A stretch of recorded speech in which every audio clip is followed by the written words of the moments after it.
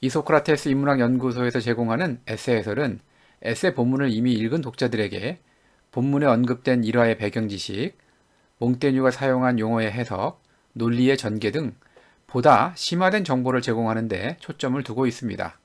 따라서 에세 내용을 요약한다든지 몽테뉴 작품 전체의 특징 혹은 철학 등을 전반적으로 소개하는 다른 컨텐츠와 구별됩니다. 이 점을 감안하셔서 에세 해설을 듣기 전에 에세 본문을 읽으실 것을 권장합니다. 아울러 해설 내용과 생각이 다른 부분이 있으면 댓글로 남겨주시면 우리가 함께 공부하는 데 도움이 되리라 생각합니다. 17장 몇몇 대사의 특징 시작하도록 하겠습니다. 본문을 살펴보기 전에 먼저 전체를 한번 정리를 해보죠. 우선 제목인 몇몇 대사들의 특징을 원문으로 살펴보자면 몇몇 대사들이 지닌 한 가지 특징이라고 해석 가능합니다.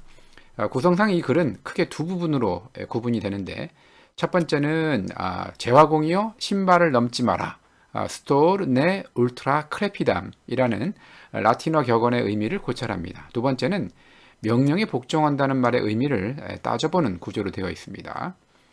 자, 몽테뉴는 이제 항상 자기가 이제 남과의 대화를 통해서 뭔가를 배워보려 한다라고 하면서 이때 요령은 상대가 제일 잘 아는 그러한 분야에 대한 화제를 올리는 거다 이렇게 이야기하면서 상대의 어떤 전문성을 존중해주고 이런 대화를 통해서 자기도 많은 걸 배운다 이런 이야기를 했습니다.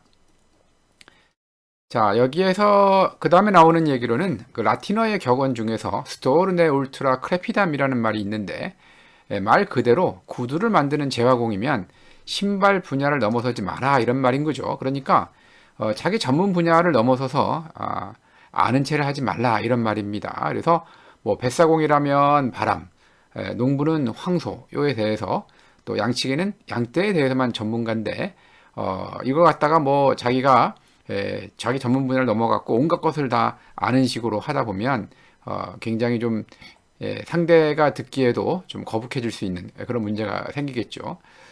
관련해서 이제 그 그림이 하나 있는데 이거는 이제 아펠레스라는 그림입니다. 이 코스의 화가인 아펠레스의 집에서 제화공이 이제 그림을 보러 와서 그림에 대한 이야기를 하는 게 아니라 여기에 지금 신발에 지금 그려져 있는 이 신발의 상태가 원래 그 신발을 만들 때 우리가 흔히 사용하는 그러한 구조하고 다르다라는 것을 지적을 하는 그러한 장면입니다. 상당히 지금 라틴어 격언과 관련이 있는 그런 그림이죠. 그래서 하나 가지고 와봤습니다. 자, 그런데도 자기 직업을 뛰어넘는 전문가로서 뛰어넘는 일 때문에 전문가로서의 명성을 훼손한 예가 여럿이 있습니다. 그러니까 예를 들어서 그 페리안데르 같은 사람은 의사였는데 본인은 이제 의사로서 아주 훌륭한 사람이었지만 시인을 지망했고 또 시인으로서는 성공하지 않았죠. 또 카이사르 같은 경우에는 아주 훌륭한 군사 전문가임에도 불구하고 다리를 놓고 기계를 만드는 일에 우쭐해서 오히려 그 군사 전문가로서의 면모를 드러내지 않는 그런 경우도 있었습니다. 그 다음에 이제 뭐 서재에 그 나선형 계단 방책을 놓고 혹독하게 토를 다는 법관이나 시인이 되고 싶어하는 디오니소스 1세의 예는 위와 마찬가지로 자기 분야를 넘어서서 아는 체를 하고 싶어 안달이 난 사람의 사례를 보여주고 있습니다. 이렇게 하면서 모든 사람에게 자기 전문 분야가 있으니까 자기 전문 분야에 맞게끔 대화를 나누고 활동하는 것이 맞다라는 이야기를 하고 있죠. 그러면서 이제 몽테뉴는 자기가 책을 읽을 때 역사책 같은 거를 이제 읽을 때 그 지은이에 따라서 저서의 특징을 판단할 수 있다 이렇게 이야기합니다. 뭐 예를 들어서 전문 문인이라면 문체와 언어가 좋을 거고 의사라면 뭐 기질이나 건강 이런 것과 관련된 역사적인 사실을 나열을 할 때 믿을만 하겠죠. 그래서 이런 것들을 중심으로 해서 이 지은이가 어떤 직업을 가지고 있는지 어떤 배경을 가지고 있는지를 보고 그거에 맞게끔 그 책에 대한 믿음을 자기는 주고 또 약간 감안을 해서 읽는다 이런 얘기를 했습니다.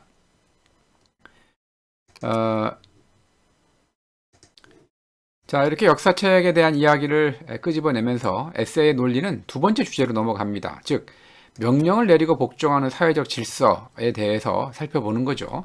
출발점은 드랑제라는 사람의 기록인데 이분은 이제 외교관이었기 때문에 회고록을 남겼는데 회고록에 들어가 있는 외교의 비사 이런 것들을 잘 알 수 있고 또 믿을 수 있겠죠.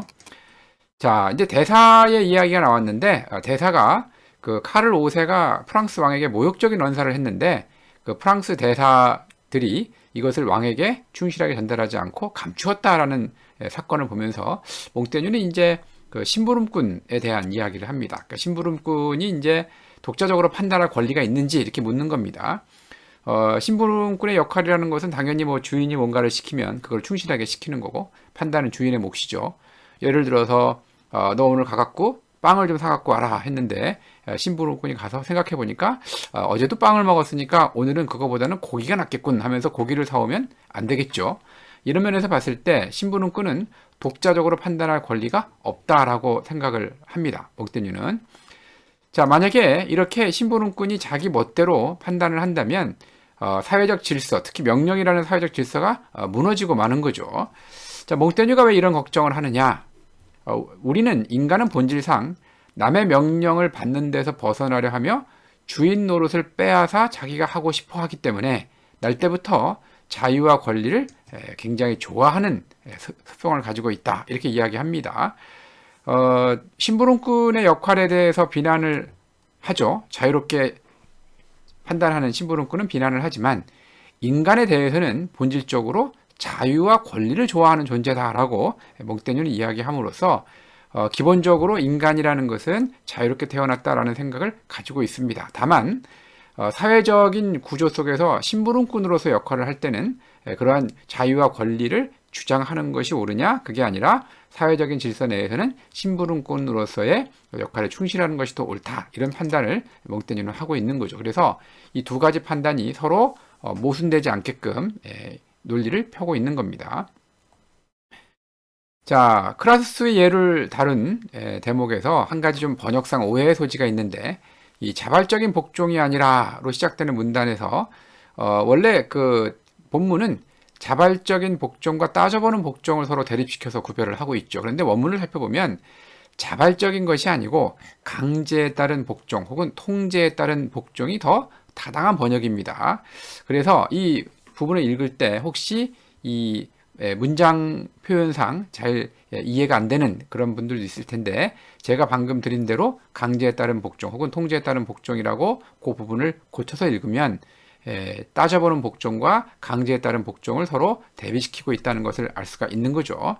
이야기는 간단합니다. 크라수스의 명령을 받은 그 그리스인 기사가 전문가의 판단으로 크라수스의 명령과는 다른 좀 더 크라수스보다는 훨씬 더 나은 판단을 한 그러한 결과를 가지고 왔는데 크라수스는 그 편리성이나 아니면 한 목적성 같은 거 따지지 않고 규율을 존중하게 할 목적으로 채찍 형벌을 내리는데 왜 그랬겠느냐? 그러니까 아까 이야기한 대로 심부름꾼의 기능이라는 것은 주인이 주문한 대로 해줘야 되는데 그렇게 하지 않을 경우에 명령 질서가 훼손되기 때문에 크라수스는 그럴 수밖에 없었다라는 것이 몽테뉴가 크라수스의 이야기를 끄집어내면서 하고 싶었던 이야기입니다. 자, 그러면 이상의 논리 전개에서 몽테뉴의 생각을 한번 정리를 해보죠. 그는 사람이 천부적 기질상 자유와 권위를 지향한다고 봤습니다. 그래서 이제 몽테뉴가 이러한 인간의 본질적 성향의 문제를 제기하는 글이다. 이것이 그렇게 보기는 좀 어렵죠. 그는 독자적으로 판단하는 것을 굉장히 귀중히 여기고 다른 사람의 통제를 꺼리는 그러한 가치관을 가지고 있는 사람입니다. 그래서 자유를 지향하는 인간의 성향을 부정적으로 볼 이유는 없죠. 근데 몽테뉴는 왜 단순한 복종만큼 소중한 것이 없다고 결론을 내리며 따지지 않는 복종의 소중함을 강조한 것일까요? 이건 한 두 가지 정도를 생각해 볼 수 있을 겁니다.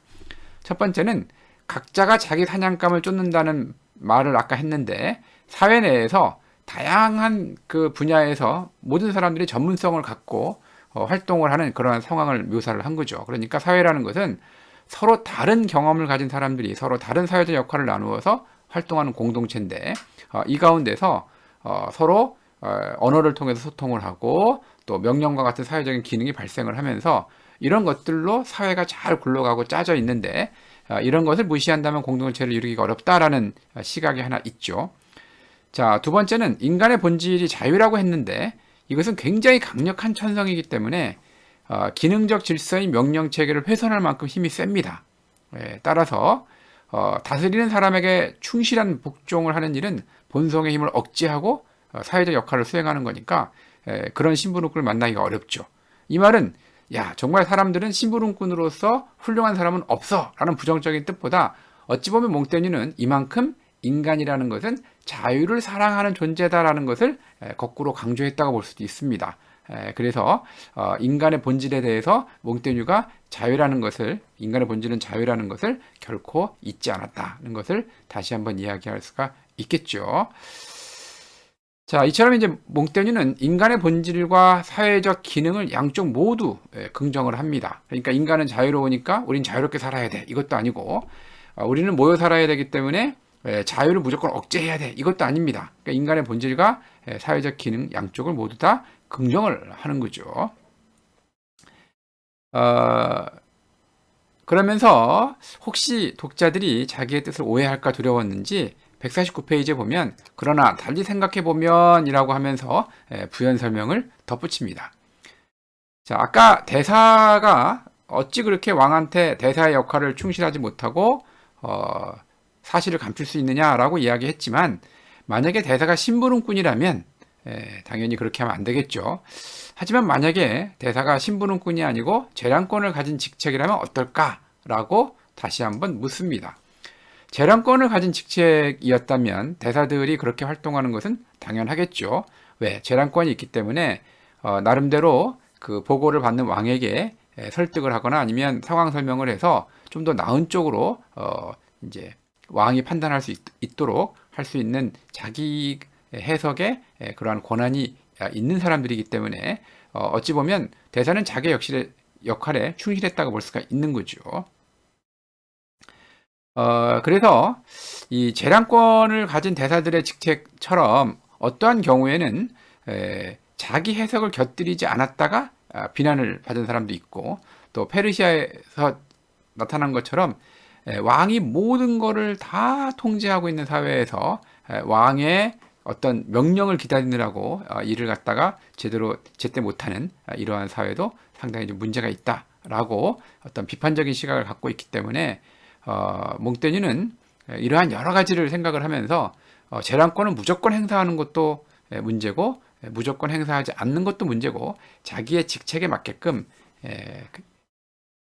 유동적으로 그렇게 잘 역할 수행을 해야지만이 사회가 잘 굴러가는데 그러면서도 인간은 본질적으로 자유롭게 태어났다라는 이야기는 꼭 전제하면서 하고 싶어 했다고 볼 수가 있는 겁니다.